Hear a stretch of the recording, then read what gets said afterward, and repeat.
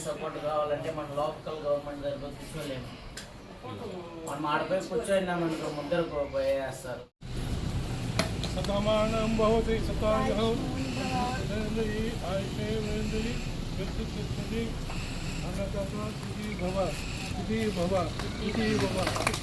ఆయురారోగ్య ఐక్య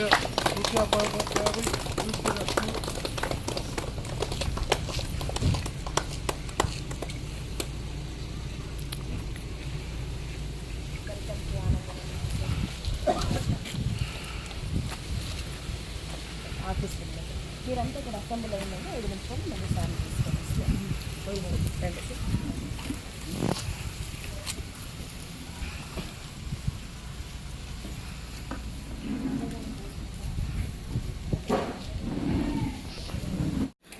కరోనా టైంలో చాలా సర్వీసెస్ చేశాను. టైలరింగ్ సార్ మన దగ్గర నేర్చుకున్నాం. ఇది మదనపల్లిలో ఉంది. మన దగ్గర ఎవరైతే టైలరింగ్ నేర్చుకుంటారో అయిపోయే ముందు వచ్చేసి వాళ్ళకి పిలిపించి జాబ్ మీద లాగా కంప్లీట్ చేస్తే ఎవరైతే ఇంట్రెస్ట్ ఉంటుందో వెళ్తారు. 12,000 13,000 సంపాదించుకుంటారు.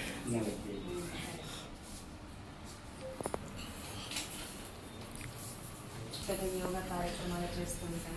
ఇవి వేస్ట్ బై ప్రొడక్ట్స్తో కపుల్స్ పట్టుగూళ్ళని మదనపల్లి ప్రసిద్ధి కదా. అవి ఏవైతే వేస్ట్గా పడేస్తుంటారో వాటిని సేకరించి డయింగ్ చేసి రకరకాల కళాకృతులు ఇలాంటివి తయారు చేస్తారు.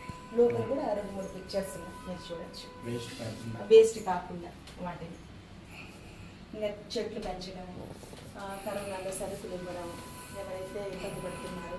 ఇంకొకటి మాకు సమంత గారు కూడా, హీరోయిన్ సమంత గారు తెలుసు కదా, వాళ్ళు కూడా ఆక్సిజన్ కాన్సన్ట్రేటర్స్ ని పంపించేస్తారు మాకు. అది ఎమ్మెల్యే సార్ చేతుల మీద ఇవ్వడం జరిగింది. ఇక్కడ ఉన్నారు చూడండి. ఆక్సిజన్ కాన్సన్ట్రేటర్స్ దాదాపు ఒక 16 లక్షలు విలువ చేసేకి పంపించారు. అప్పుడు గవర్నమెంట్ ఇక్కడ మదనపల్లిలో ఉన్నటువంటి ఏరియా హాస్పిటల్కి మేము వాటిని అప్పుడున్న ఎమ్మెల్యే సార్ చేతుల మీదుగా అందించడం జరిగింది. ఇంకా మురికివాడల్లో స్లమ్ ఏరియాస్లో యుక్త వయసుకు వచ్చిన ఆడపిల్లలు ఉంటారు. వాళ్ళకి హైజీనిక్ మీద ఎలా ఉండాలి, ప్యాడ్స్ యూజ్ చేయాలి, అండర్ గార్మెంట్స్ వాళ్ళకు ఉండవు సరిగా, దానికోసం ఉచితంగా అందించడం ఇలాంటివన్నీ. చెప్దామా అందరం?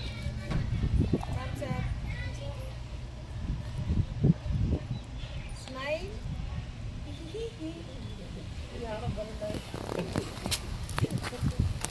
ఎట్లా ఉండండి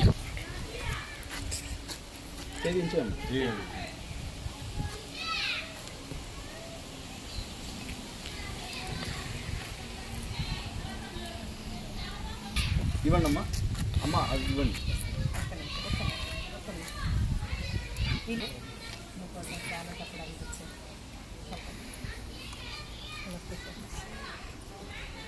బిర్యానీ బాగా చేస్తారు.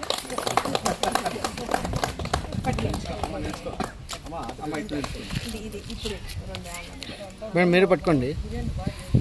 మదేష్ కొంచెం సరిపోతుంది. పైకి పైకి ఎక్కియండి అన్న, బాగా వస్తుంది.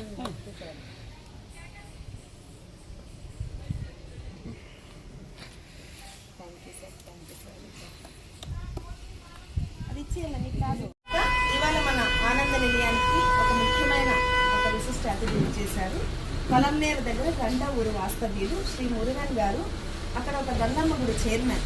ఎంతో మంచి బాధ్యతలు నిర్వహిస్తూ ఎంతో మంది పేదవాళ్ళకు చేయూతను అందిస్తూ హెల్త్ బాగలేదు అని తన వరకు వచ్చిన వాళ్ళని అనారోగ్య సమస్యతో ఎవరైతే వస్తారో వాళ్ళకు వెంటనే ఆరోగ్యాన్ని ప్రసాదిస్తూ మీరు ఇలా వెళ్ళండి, ఇలా చేసుకోండి అని తన వంతు బాధ్యతగా తన సొంత డబ్బులతో వాళ్ళకి అనారోగ్య సమస్యలను నయం చేసి తిరిగి వారి యథావిధి కార్యక్రమాలు చేసుకునే విధంగా ప్రోత్సహిస్తున్నారు.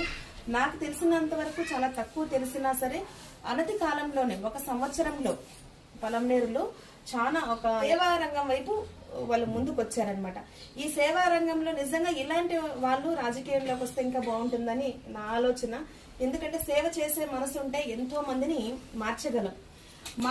మార్చడమే కాకుండా తన వెనుక నేను సార్ గారిని చూడడానికి వెళ్ళాను. ఎంతమంది వెయిట్ చేస్తున్నారంటే నిజంగా ఒక గొప్ప వ్యక్తి కోసం వెళ్ళినప్పుడు మనం క్యూలో ఉండి వెళ్లాల్సిన పరిస్థితి. ఎంతో మంది తన కోసం వెయిట్ చేస్తున్నారు. ఎందుకు? తన బాధలు చెప్పుకోవడానికి. సార్ నాకు ఇలా ఉంది చెప్పుకోవడానికి. పొలంనేరుకి ఏదైతే వెళ్ళామో కొంతమందికి సరుకులు ఇవ్వడానికి, కొంతమంది పరామర్శించడానికి. సార్ చేతుల మీదుగా అందివ్వడం మాకు కూడా చాలా అదృష్టంగా భావిస్తున్నాం. ఎందుకంటే మేము ఇచ్చిన సరుకులు ఒక నెలకు అయిపోతాయి, కానీ సార్ ఇచ్చిన మాట అక్కడ వాళ్ళ జీవితం మార్చే మాటలుగా మంచానికే పరిమితమైన వాళ్ళకి మేము సరుకులు ఇవ్వడం వరకు వెళ్ళాం.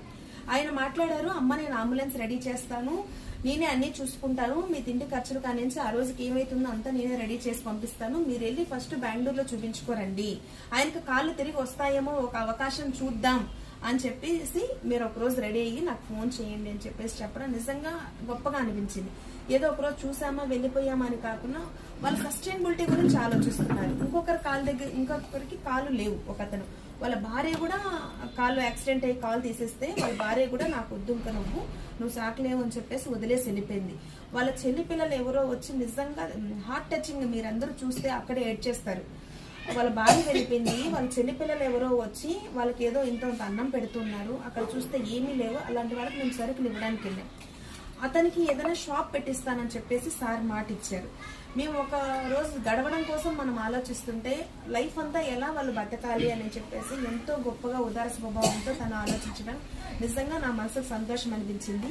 అవన్నీ గమనిస్తూ నేను సార్కి ఇన్వైట్ చేయడం జరిగింది. సార్ మీలాంటి వాళ్ళు మా ఆనంద నిలయానికి రావాలి, మీలాంటి వాళ్ళు మన ఆశ్రమవాసులు అందరూ కూడా చూడాలి, మన బ్లెస్సింగ్స్ అంతా కూడా ఇంకా ఆ దేవదేవుడు ఇలాంటి మంచి కార్యక్రమాలు చేయడానికి శక్తియుక్తులు మన ఆశీర్వాదాల ద్వారా మన పెద్దలందరూ ఆశీర్వచనాలు వీళ్ళకి అందించాలి, ఇంత మంచి మనుషులు మన సంస్థలో కూడా అడుగు పెట్టాలి అనే ఒక ముఖ్య ఉద్దేశంతో నేను పిలిచి ఇన్వైట్ చేయడం జరిగింది.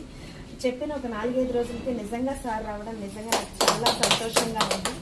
మనందరి ధాత్రి ఆనంద నిలయం ద్వారా మీరందరూ కూడా ఒకసారి మీ దగ్గర ఉన్న పువ్వులతో సార్ని ఆశీర్వదించి ఇలాంటి కార్యక్రమాలు ఎన్నో గొప్పవి చేయాలని మనస్ఫూర్తిగా ఆశీర్వదించండి. లేసి ఒకసారి అందరికీ నమస్కారం. మా అవ్వ, మా తల్లి, మా తండ్రితో సమానం ఉండారు. మీకు మా మేడం గారు చెప్పినట్లే మనం వచ్చినాం, 1 సంవత్సరం అయింది మనం కూడా ఈ సేవా కార్యక్రమం స్టార్ట్ చేసి. కదా మనం ఇంతకు ముందే అయితే తమిళనాడులో చేస్తాను, నేను పుట్టి పెరిగింది అయితే తమిళనాడులో చేస్తానని నేను బతుకుచేటు కోసం ఆంధ్రాకి వచ్చినోడిని. ఆంధ్రాకి వచ్చి దాదాపు 28 సంవత్సరాలు అయింది. పొలం నేరుకు వచ్చి 28 సంవత్సరాలు బయట చేస్తాను నేను. సరే మనం బతుకుచేటు కోసం వచ్చి ఒక పేద కుటుంబం నుంచి వచ్చినోడు బయట. నేను పేద కుటుంబం నుంచి అంటే ఒక పూటకి అన్నం తినాలంటే మా అమ్మ సంపాదన వచ్చి మనకి పెడితేనే మేము తినగలుగుతాం. ఆ స్థాయి నుంచి నేను వచ్చినాను.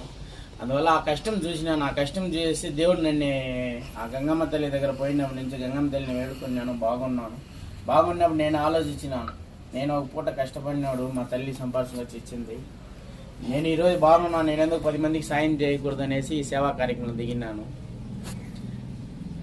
నాకు ఈ సేవా కార్యక్రమం దిగినప్పటి నుంచి చాలా సంతోషంగా ఉంది.